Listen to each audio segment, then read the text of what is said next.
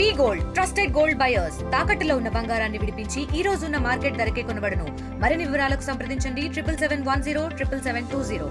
చిలుకూరు అనగానే మనకి ముఖ్యంగా గుర్తుకు వచ్చేది రంగరాజన్ గారు. ఎందుకంటే ఆయన అర్చకులుగా ఎంత ఫేమస్ అనే విషయం కూడా మనకు తెలిసింది. అయితే కొన్ని రోజులుగా కొన్ని నెలలుగా ఏదైతే వివాదం చోటు చేసుకుందో ఆ వివాదంలో అనేక అంశాలను కూడా వీర రాఘవరెడ్డి గారు చెప్తున్న పరిస్థితి అని చెప్పొచ్చు.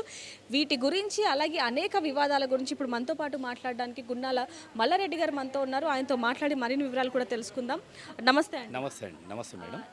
ఎప్పుడైతే చిలుకూరి అర్చకులు గారు ఎవరైతే ఉన్నారో ఆయన మీద దాడి జరిగిన తర్వాత దాదాపు ఒక రోజు తర్వాత కంప్లైంట్ ఇచ్చారు, ఆయనదే తప్పు అంటూ కూడా కొంతమంది చెప్తున్న పరిస్థితి. అసలు ఆ రోజు ఏం జరిగింది మీకేం తెలుసండి? మేడం అక్కడ అది ఒక 25 నుండి 30 మంది వచ్చి అర్చకుని మీద దాడి జరిగినట్టు అతను చెప్పిన మాటలు విన్నాం మేడం మేము. అయితే రూమ్లో జరిగిన సంఘటన కదా మేడం, అక్కడ జరిగింది రూమ్లో జరిగింది, మేము కూడా చూడలేదు. అతను రంగరాజన్ గారిని పోయి అడిగితే దాడి జరిగింది నా మీద, ఇక్కడ కన్ను మీద కొట్టిర్రు, చేతి మీద కొట్టిర్రు అనేది చెప్పడం విన్నాం మేడం. అయితే వాస్తవంగా చూసినప్పుడు ఆయన కొంచెం దెబ్బలు తగిలినట్టు అనిపించింది మేడం మనకు. ఇక అతను చెప్పిన మాటలే విన్నాం కానీ నేనైతే ప్రత్యేకంగా చూడలేదు మేడం. రూమ్లో జరిగిన సంఘటన నేను చూడలేదు కదా, చూడండి దాడి జరిగిందని నేను చెప్పలేను. ఎందుకంటే చెప్పండి. అంటే ఎందుకని ఇది జరిగిన ఇన్ని రోజులకి ఇప్పుడు మళ్ళీ ప్రస్తావించడం జరుగుతుంది అంటే వీర రాఘవరెడ్డి గారు బయటకు వచ్చిన తర్వాత, జైలు నుంచి బయటకు వచ్చిన తర్వాత ఆయన మీద మళ్ళీ దాడి జరగడం జరిగింది. దాడి చేసిన వ్యక్తులు కూడా అతన్ని చంపటానికి వచ్చారు అనేది ఆయన క్లియర్గా చెప్తున్నారు. ఆయనకి కొన్ని గాయాలు కూడా అవ్వటం జరిగింది. ఆయన చెప్తున్నది ఏంటంటే ఈయన జయించవచ్చు, లేకపోతే ఈయన తెలిసిన వాళ్ళు ఎవరైనా చేపించవచ్చు అనేది ఒక మాట చెప్తున్నారు.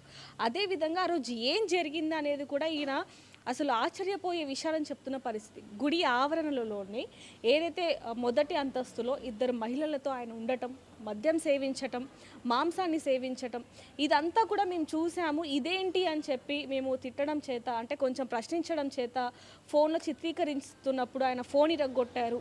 ఇవన్నీ కూడా ఏ విధంగా చూడాలి అంటారు? మిమ్మల్ని అడగడానికి గల కారణం, మీకు ఆయన కొన్నేళ్ల నుంచి తెలుసు, మీ ఇద్దరికి కొన్ని వివాదాలు ఉన్నప్పటికీ కూడా దీని గురించి ఏం చెప్తారు? నేనైతే అనుకుంటలేను మేడం, అట్లాంటి సంఘటనలు గుడిలో జరుగుతాయని నేను అనుకుంటలేను. ఎందుకంటే నేను రోజు వెళ్తుంటాను గుడికి. మరీ ఇట్లాంటి సంఘటనలు గుడిలో జరగవు మేడం. నాకు తెలిసినంత వరకే జరిగాయి మేడం. ఎట్లాంటి సంఘటనలు జరగవు. అంటే ఇది విన్నప్పుడు మీకు ఏమనిపించింది? విన్నప్పుడు అంటే మళ్ళా రాఘవరెడ్డి గారు ఏం చూసారు అనేది నాకు కరెక్ట్ తెలియదు. కానీ మేము ఇంతమంది వెళ్తుంటాం కానీ మాకు ఎప్పుడైతే అవిపించలేదు మేడం. ఇట్లాంటి సంఘటనలు ఏం అవిపించలేదు. వాళ్ళు మటన్లు తిన్నారు, అది తిన్నారని రాఘవరెడ్డి గారు ఆరోపణలు చేసిండు. కానీ అట్లాంటివి ఏం చేయడు మేడం అతను. నేను అనుకుంటున్నా ఏంటంటే, నాకు తెలిసినంత వరకు చెప్తున్నాను. నేనైతే చూడలేదు ఇప్పటివరకు, అట్లాంటి సంఘటన చూడలేదు నేను. అంటే ఇప్పుడు ఇంకోటి, ఎవరైతే అందులో సేవకులు ఉంటారో వారు కూడా మాట్లాడడం జరిగింది, వాళ్ళు కూడా ఒక ఆడియోని రిలీజ్ చేయడం జరిగింది. అలాంటివి చేస్తూనే ఉంటారు. మేము వేరే వాళ్ళకి చెప్పినప్పటికీ కూడా అవన్నీ పెద్దవాళ్ళ వ్యవహారాలు, మనం తలదూర్చకూడదు అన్నట్టుగా వాళ్ళు చెప్పడం జరిగింది. అంటే మేడం మేము మార్నింగ్ ఒక 1 అవరే ఉంటాం మేడం. దర్శనానికి వెళ్ళి వస్తుంటాం తప్ప ఆ టైంలో మేము వాళ్ళ ఇళ్ళకి మేము ఎందుకు వెళ్తాం మేడం? మేము వెళ్ళాం కదా. మేము స్వామివారి దర్శనం చేసుకోవడం, ఏదన్నా చిన్న విషయాలు ఉంటే మాట్లాడుకోవడం తప్ప అలా పర్సనల్ రూమ్లకు మేము వెళ్ళాం కదా మేడం. మామూలుగా నిజంగానే మొదటి అంతస్తులో ఏసీ, బెడ్రూమ్ అదంతా ఉందంటే, అంటే ఒక బెడ్ అదంతా ఉందా? బెడ్ ఉందా లేదా నాకు అది తెలియదు. కానీ వాళ్ళు కూర్చోనికైతే ఒక ఇల్లు అన్నప్పుడు ఏసీ గిట్ట పెట్టుకుంటారు కదా మేడం. ఏసీ ఉంటుంది, కుర్చీలు గిట్ట ఉంటాయి కదా కూర్చోవడానికి. నేను ఒకటేసారి వెళ్ళిన, ఆయన మీద దాడి జరిగింది అన్నప్పుడు ఒకసారి మాట్లాడదామని వెళ్ళిన. కానీ అక్కడంటే ఓ 10-15 మంది పిల్లలు, మగపిల్లలే ఉన్నారు మేడం. వాళ్ళు ఎట్లా అయింది ఏం కథ అని అడిగిన తప్ప నాకు ఎక్కువసేపు నేను అది ఉందా ఇది ఉందా అని నేను చూడలేదు మేడం. నేను చూడలేదు. అంటే మామూలుగా అక్కడ ఉన్న పరిస్థితి, వాళ్ళు ఏం మాట్లాడుకుంటున్నారు, అసలు ఎందుకు దాడి చేశారు? అందులో ఒక ఇంటర్వ్యూలో చూసుకుంటే రంగరాజన్ గారు, ఆయన ఇంతకు ముందే నాకు వీర రాఘవరెడ్డి గారు తెలుసు అని 2 సార్లు చెప్పడం జరిగింది. ఆ ఘటన తర్వాత వాళ్ళు ఎవరో తెలియదు, మొదటిసారి వచ్చారు, రామరాజ్యం ఆర్బీ అంట, ఒక లిస్ట్ ఇవ్వమంటున్నారు అని చెప్పడం జరిగింది. మాకు చెప్పిన సంఘటన కూడా అదే మేడం. నేను అడిగిన, ఎందుకు స్వామి మళ్ళీ ఇట్లాంటి గొడవలు ఎందుకైనా అంటే అతను చెప్పింది ఏంటంటే, ఆర్థికంగా డబ్బులు సహాయం చేయమన్నాడు. మళ్ళీ నాకు వచ్చే భక్తులకు, అంటే యాక్టివ్గా ఉండే భక్తులను నా సైన్యంలో చేర్చమని అడిగిండు. అదే గొడవ జరిగింది, నా మీద దాడి చేసిండు అనేది విషయం చెప్పిండు మేడం. అంతవరకే మేడం. మనకు వేరే విషయాలు అతనితోటి నేను మాట్లాడలేము. మళ్ళీ ఇద్దరి మధ్యలో ఏం లావాదేవీలు ఉన్నాయి, ఏం సంఘటన అనేది మనకు కూడా తెలియదు మేడం. నాకైతే తెలియదు.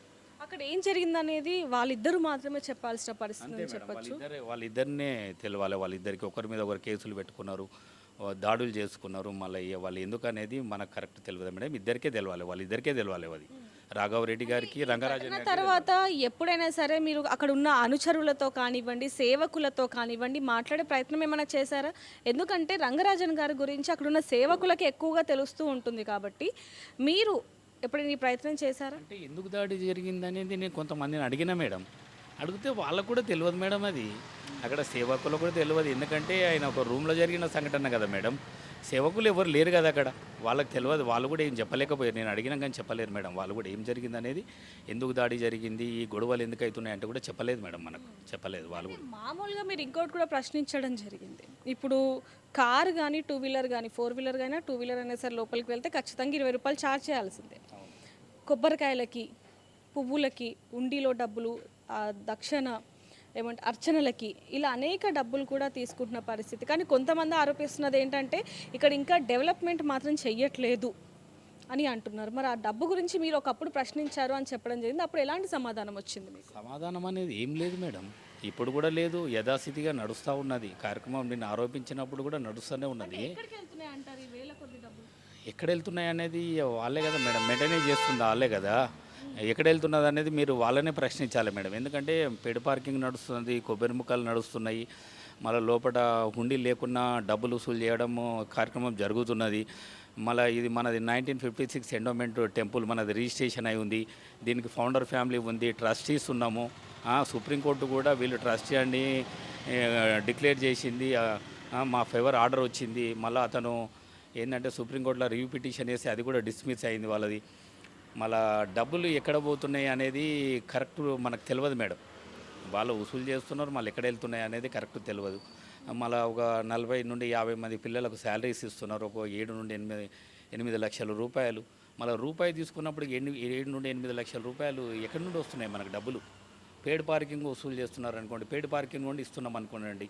మీకు ఎలాంటి అథారిటీ ఉన్నది? పేడ్ పార్కింగ్ నుండి మీరు బ్యాంకులో డిపాజిట్ చేసి వాళ్ళకు శాలరీస్ ఇచ్చే అథారిటీ మీకు ఎవరిచ్చారు? గవర్నమెంట్ మీరు ఎండోమెంట్ డిపార్ట్మెంట్కి ఏమైనా చెప్పిర్రా? మీరు చెప్పలేదు కదా. లేకపోతే ఇప్పుడు ఏంటంటే ఆ స్లిప్పులు చింపే స్లిప్పులు కూడా ఎండోమెంట్ డిపార్ట్మెంట్ ఇవ్వాలి. ఎందుకంటే నేను ఎండోమెంట్ గురించి ఎందుకు మాట్లాడుతున్నాను మేడం అంటే 1956 ఎండోమెంట్ అంటే రిజిస్ట్రేషన్ ఉంది మన టెంపుల్. ఏ కార్యక్రమం చేసినా ఎండోమెంట్ డిపార్ట్మెంట్కి తెలియకుండా చేయొద్దు మనము.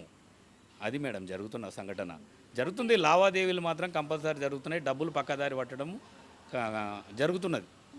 అంటే మామూలుగా ఇది ఆయన ఇప్పుడు ఒక వ్యక్తిగతంగా దాడి చేయడమే కాకుండా చేసినది అయినప్పటికీ ఇది మొత్తం కూడా గుడి సమస్యగా కూడా మారిందని చెప్పొచ్చు. ఎందుకంటే ఒకదాని తర్వాత ఒకటి బయటకు వస్తున్న పరిస్థితి ఇప్పుడు చూడొచ్చు. డబ్బుల విషయం కావచ్చు, లేకపోతే ఇంకోటి ఆయన వస్తున్న భక్తులు ఎవరైతే ఉంటారో వాళ్ళ పట్ల కూడా కొంచెం దురుసుగా ప్రవర్తిస్తారు అనేది కూడా కొంతమంది భక్తులు చెప్పడం జరిగింది. దాని గురించి ఏమంటారు? అంటే మేడం దురుసుగా ప్రవర్తిస్తాడంటే ఆయన ఏదైనా భక్తులు చెప్తే వినకపోతే ఒక్కోసారి ప్రవర్తిస్తాడు మేడం. ఎందుకంటే ఊకే చెప్పాలంటే కూడా వాళ్ళకు కూడా ఇబ్బంది అనిపిస్తుంది కదా.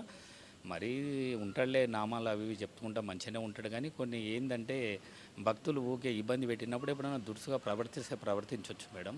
మరీ ఆ విషయంలో ఏం లేదు. నిజంగానే ఈ రోజు కూడా కొంతమంది భక్తులు సాంప్రదాయ దుస్తుల్లో వస్తున్నారంటే దానికి ఒక కారణం కూడా రంగరాజన్ గారు అని చెప్పొచ్చు. ఎందుకంటే ఎవరైనా భక్తులు కొంచెం దుస్తులు సరిగ్గా లేనప్పటికీ ఆయన హెచ్చరించడం జరుగుతుంది. అదేవిధంగా న్యూ ఇయర్కి కూడా, న్యూ ఇయర్ అనేది మనకు కొత్త సంవత్సరం కాదు, ఉగాది మనకు కొత్త సంవత్సరం అంటూ సెల్ ఫోన్లు కూడా లోపలికి తీసుకొని రాకూడదు. ఎందుకంటే ఇది గుడి, మీ అందరి ఆలోచన కూడా దేవుడి మీద ఉండాలి అంటూ కూడా అన్నీ చెప్తూ ఉంటారు, నామాలు అనేది కూడా పఠిస్తూ ఉంటారు. మరి అలాంటి వ్యక్తి మీద ఇలాంటి దారుణమైన ఆరోపణలు వస్తున్నాయి. మరి దాని గురించి మీరు ఏమంటారు? మేడం నేను ఏమంటున్నా, గుడిలో ఏ విధంగా ఉండాలనేది చెప్పే బాధ్యత అర్చకుందే. అర్చకుడు చెప్తే ఇంటారు కాబట్టి వాళ్ళు చెప్పవలసిందే. మన హిందూ దేవాలయాలు కాబట్టి మన సాంప్రదాయం ప్రకారం పోవడమే మంచిది. అది కార్యక్రమం ఆయన చెప్పే దాంట్లో తప్పేం లేదు. కానీ ఆయన మీద అట్లా ఉండడా లేదా అనేది నేను చూడండి ఎట్లా చెప్తాను మేడం. నేను చూడలేదు కదా. నేను చూస్తేనేమో చెప్తాను. నేను ఇట్లాంటి కార్యక్రమాలు జరుగుతున్నాయి గుళ్ళని నేను చెప్పగలుగుతాను. నేను చూడలే కదా మేడం. చూడండి నేను ఒక రూమ్లో జరిగిన సంఘటన నాకు ఎట్లా తెలుస్తుంది మేడం? వాస్తవాలంటే నేను చూడండి ఎట్లా చెప్తాను మేడం. వాస్తవం అని నేను ఎట్లా చెప్తాను? నేను చూస్తేనేమో వాస్తవం అని చెప్తాను. చూడండి నేను ఉట్టిగా కల్పితం చెప్పలేం కదా. నేను నా దగ్గర ఆధారాలు ఉంటే చెప్తాను. నేను ఆధారాలు ఏంది నేను మాట్లాడలేను కదా ఇటువంటి విషయాలలో. అంతే కదా మేడం. మీ ఇద్దరికి కొన్ని విభేదాలు ఉన్నప్పటికీ కూడా ఇందులో మాత్రం ఆయనకి సపోర్ట్ చేస్తారు. సపోర్ట్ అంటే నాకు తెలిసినంత వరకు, నేను చూసినంత వరకు, నేను చాలాసార్లు వెళ్ళినా కానీ అలాంటి సంఘటనలు ఏం జరగలేవు మేడం. గుళ్ళు అయితే జరగలేదు. మళ్ళీ వీళ్ళు అది తింటారు ఇది తింటారు అంటే ఆ గోశాలలో గిట్ట ఏమన్నా జరుగుతాయేమో నాకు తెలియదు. కానీ గుడి ఆవరణ లోపల అలాంటివి ఏం జరిగాయి మేడం. నేను అనుకుంటున్నా ఏంటంటే నాకు తెలిసిన వరకు చెప్తున్నాను. మళ్ళీ వీరరాఘవరెడ్డి గారు ఏం చూశారు అనేది నాకు తెలియదు మేడం, నాకు తెలియదు. గున్నాల మల్లారెడ్డి గారికి అలాగే రంగరాజన్ గారికి కొన్ని విభేదాలు ఉన్నప్పటికీ కూడా వీటి మీద మాత్రం అవాస్తవాలు అన్నట్టుగానే తెలుస్తుందని చెప్పొచ్చు. ఎందుకంటే ఇక్కడ అసలు ఏం జరిగింది అనేది మాత్రం అక్కడ ఇద్దరే చెప్పాలి. ఒకరు వీరరాఘవరెడ్డి గారు, అలాగే ఇంకొకరు అర్చకులు అని చెప్పాలి. ఏం జరిగింది అనే విషయం కూడా వాళ్ళు చెప్పడం జరుగుతుంది. కానీ ఎవరిది నిజం ఎవరిది అవాస్తవం అనేది మాత్రం ఇప్పుడు వరకు తెలియని పరిస్థితి. ఏదైనప్పటికీ కొన్ని ఆరోపణలు మాత్రం వస్తున్నాయని చెప్పొచ్చు. మరి మీకేమనిపిస్తుంది అనేది కింద కామెంట్లో రాయండి. అలాగే మరిన్ని వివరాల కోసం చూస్తూనే ఉండండి RTV. కెమెరామ్యాన్ శివతో రిపోర్టర్ దేవిక, హైదరాబాద్. మరిన్ని వీడియోస్ కోసం ఛానల్ ని సబ్స్క్రైబ్ చేయండి. లేటెస్ట్ అప్డేట్స్ కోసం వాట్సాప్ ఛానల్ ని ఫాలో అవ్వండి. ఆ లింక్ డిస్క్రిప్షన్ లో ఉంది.